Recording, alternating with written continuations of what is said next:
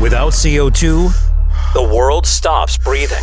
CO2 sustains all life on Earth. Government, the WEF, and the elite believe humans are the carbon they really want to be rid of. Today's News Talk, TNT Radio. Welcome back to TNT Today's News Talk. Ladies and gentlemen, I'm Patrick Henningsen, your host. We're in hour number 2 of this live broadcast.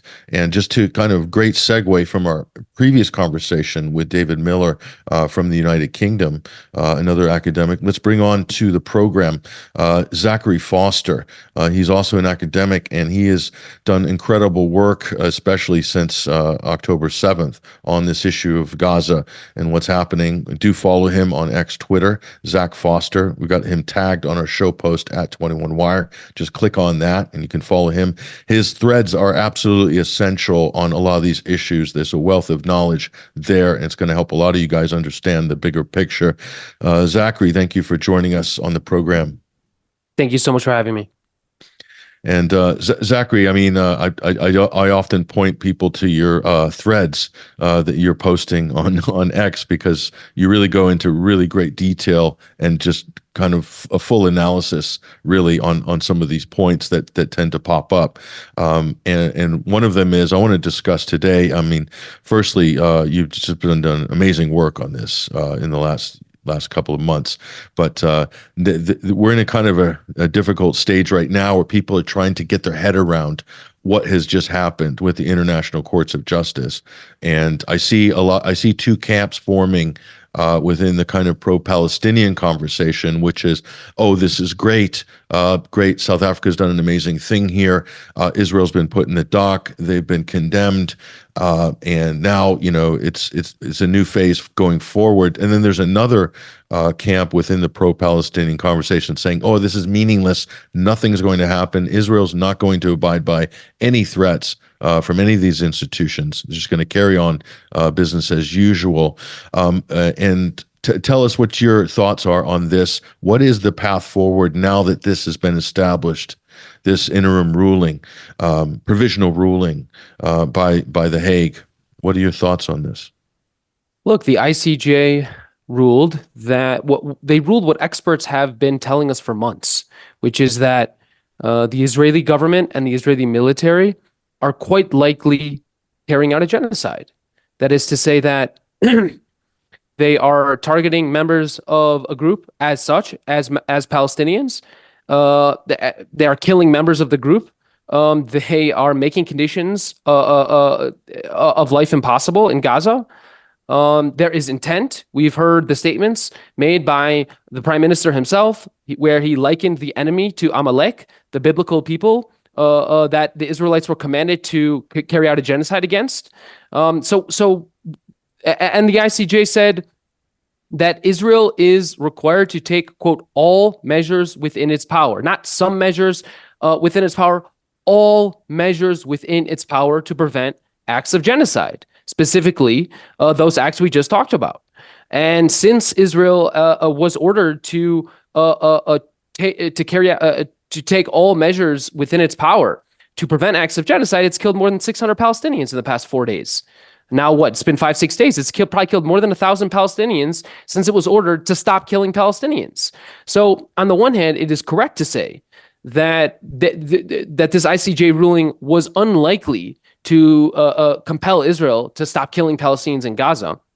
At the same time, it is also the case that human rights activists, that journalists, that analysts who care about international law now have a new weapon in their arsenal, right? And that weapon is the court ruling of the world's highest court, which is an incredible victory.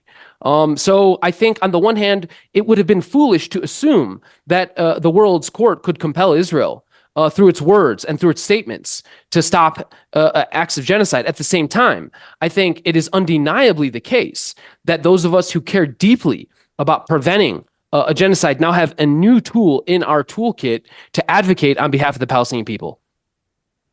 Yeah, so it's really provided a new platform, I think, from which to launch not just advocacy but also other legal challenges, be they in the domestically in individual countries. There's civil cases, all sorts of things that are actually happening already. You can see in the United States, there's already a case brought against, I believe, the Biden administration from a Palestinian Solidarity organization. And they just have that little bit of extra support, that little bit extra legal confidence behind them now. Going forward, do you see this making its way through the UN Security Council, the UN General Assembly? What do you think the next steps are coming up? I think that's exactly right. I think the next place that this court case will go will be to the UN Security Council, where we can expect the United States to veto any resolution ordering Israel to stop acts of genocide. If it is rejected, as we expect it will be, then it will go to the General Assembly. And it is quite likely that General Assembly will vote overwhelmingly in support of the Palestinian people. There will obviously be a handful of countries, the United States, the Federated States of Micronesia, Marshall Islands. Israel will have its a circus of support from countries that are basically United States satellites. It will maybe have support in the UK and Germany, but beyond a handful of countries that we just mentioned, it is very clear that the overwhelming majority of countries in the world are opposed to what Israel is doing. And so there will be a resounding a vote in the United Nations General Assembly in the coming weeks and months to call on Israel to end acts of genocide. Yeah, I know about that coalition of the willing that you're talking about there. You probably left out the Seychelles and the Faroe Islands there as well. No, I'm kidding, but I'm not. So once that happens, then if a vote is made under the Unite for Peace resolution in the General Assembly, that can't be vetoed. And then a number of things could happen. Sanctions could be recommended. What other possible things could happen to restrain or, isolate Israel politically? Is there any other measures that can be brought to bear? I think ultimately this is all on us. It's on civil society actors. It's on journalists. It's on individuals to apply pressure on their own institutions, on their universities, on their state and local governments, on their churches, on their synagogues, in their mosques. It's upon us to use this decision, which is unequivocally stating that Israel needs to stop acts of genocide, meaning it has been carrying out acts of genocide. You don't order a country to stop doing something it's not doing, right? Implicit in the court ruling is that Israel quite likely has been carrying out these acts of genocide. Of course, the court is not the final verdict. The court ruling is not the final verdict. The court has said, look, this is a preliminary hearing. This is a first glance. There will be years and years of court hearings that will eventually arrive at a final verdict. But in the meantime, it is upon all of us to take this court ruling and use it in our advocacy efforts, in insisting that our universities divest and from companies that are profiting off Israeli occupation, apartheid, and now genocide.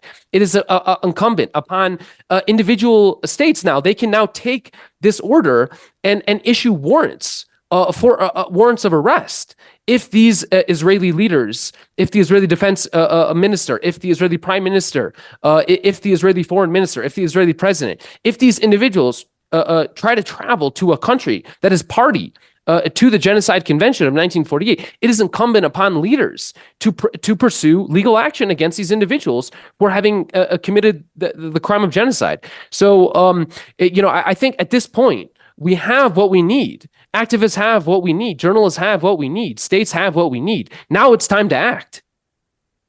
That's an important point you bring up there, because I remember when after the Pinochet regime fell in Chile, pursuing Augusto Pinochet internationally, that continued for decades after the fact, to the point where I think at one point he was sort of unable to enter a number of countries, was even held at one point, had to be kept in Britain for a while because he wasn't able to go to other places. I think Spain, there might have been a warrant for him there as well. So that was decades after the fact. So this story, Zachary, it could go on for years, in fact, decades. because I don't think there's a statute of limitations on any of this. So we could be talking about this. This could be an issue for Israel. This really isolates the Israeli political leadership, potentially puts them kind of under threat. I mean, that's potentially real external pressure there that could reshape certain political positions, I think, with some of these hardliners in Israel going forward. How do you think this is going to shape Israeli politics in the short term, though? Do you see any major pivoting going on here just for survival reasons from Tel Aviv? Because I don't think the pressure hasn't really hit yet. I think this is coming, though. There's no question that Israelis are somewhat immune from external pressure, right? This isn't the first time we've seen in an international legal ruling that has come down hard on Israel. Recall that back in, was it 2005, we had a ruling that said the wall is illegal. It is built on occupied territory and needs to be dismantled. Israel obviously ignored that ICJ ruling. Israel ignored all of the Human Rights Watch reports, the Amnesty International reports, the UN reports that said Israel is carrying out the crime of apartheid in the West Bank, that Israel is using starvation as a weapon of war, which is a crime against humanity in the Gaza Strip. So this is not new. Israel dismisses and ignores international legal hearings, Human Rights Watch reports, UN findings. So there's nothing new about this. But I think given the magnitude of the catastrophe that is happening right now in Gaza, the number of people that are literally starving to death, as you and I have this conversation right now, we're talking about an entire population dehydrating, starving, rampant diseases are now spreading, living in open air shelters, sleeping on the streets. It's just truly ungodly conditions now being faced, and there's I think no sane person can look at that and say and turn away and say, wow, this ought to continue going. I think the entire civilized world has now arrived at the view, perhaps save for a couple of political leaders in the United States, Germany, and the UK, but the entire civilized world is horrified at what they're seeing. And I do think that public opinion will play a bigger role in the future. I think increasingly Israelis will be shunned. They will be shunned from civilized spaces. They're carrying out what the World Court declared to be a probable genocide. They will not. I do not think states, governments, nonprofit organizations, universities, churches, synagogues, mosques. It's not business as usual. This changes everything. I remember when I left university in the early '90s, when I was traveling, on the road, as it were, around the world. I encountered a lot of South Africans, and it was right after sort of the fall of the apartheid regime. And I remember there was a bit of an uncomfortable conversation that one had to have with young South Africans at that time, mostly white South Africans traveling, as you can imagine. But so there was a little bit of a political stigma there, at least in the short term. And I think they resolved that after the sort of Truth and Reconciliation Commission hearings and things like that. And South Africa kind of opened up more and just sort of reintegrated itself into the global community. But you have the same situation. There's a lot of young Israelis traveling. There's Israeli businesses. You have Israeli politicians doing deals around the world. So that's a very internationalized society, the state of Israel, and then politically and then economically too. So for a very small country, any change in that harmony can have a serious impact, I think, economically and also politically and socially. So I think there's a lot to come there, especially in the tech sector and the defense sector, just for starters, Zachary. I mean, that's huge because they're totally integrated with the West. But your thoughts on any of that? Look, I think you're correct to say that for the most part, Israelis have not faced consequences. There has been no accountability for the war crimes that they've committed to date. But I do think that will begin to change. It won't happen overnight. It will be slow, like every civil rights struggle, like every human rights struggle. The change will not happen overnight. I mean, just think of how many years it took for the BDS movement, which was launched in 2005. How many years has it taken for universities to start to wake up to the realization that they should not be investing in companies profiting off Israel's occupation? But now dozens and dozens of universities and student bodies have voted for their university to divest from companies that are profiting off Israeli war crimes. But yeah, these things take time. I wouldn't expect it to happen overnight. I think you have campaigns now. No Tech for Apartheid is another campaign that just was launched a year or two ago. That campaign will pick up steam. There will be more pressure inside tech companies like Google, like Amazon, to end their complicity in supporting the Israeli military. There will be more pressure, I think, on United States government officials. We just saw, as you mentioned, the court case in Oakland, California, to try and hold Joe Biden, Anthony Blinken responsible for their complicity in the crime of genocide. And that was, I believe, just this morning it was released that was rejected owing to jurisdiction issues. But it was a huge victory nonetheless, because the judge said, I'm going to take my time to come to a ruling here. He said, this is the most important case I've ever encountered in my entire career as a judge. So I very much think there will be more pressure moving forward, not just within the United States, but in Europe and around the world. I mean, in the Middle East, you have entire populations now calling on their governments to take action. You have in places like Yemen, you have the Ansar Allah, known as the Houthis. They are now stopping international shipping until we see an end to these genocidal acts. We have attacks on U.S. military bases in Jordan. We just saw 3 U.S. soldiers die in the name of defending Israeli apartheid, in the name of killing the Palestinian people of Gaza. So I think Americans, if you ask an average American, do you think American soldiers should die in order to starve 2 million people in Gaza to death? I think you'd be very, very hard pressed to find very many Americans who think we should be dying to support this genocidal war on Gaza. So I do not think this impunity will last forever, and I think moving forward there will be a lot more pressure on Israel and a lot more accountability. Yeah, and I think the normalization of relations in the Arab world, I think that's sort of a dead letter at the moment. So I don't see that process resuming anytime soon. So this is, I think, we're at a major impasse in history.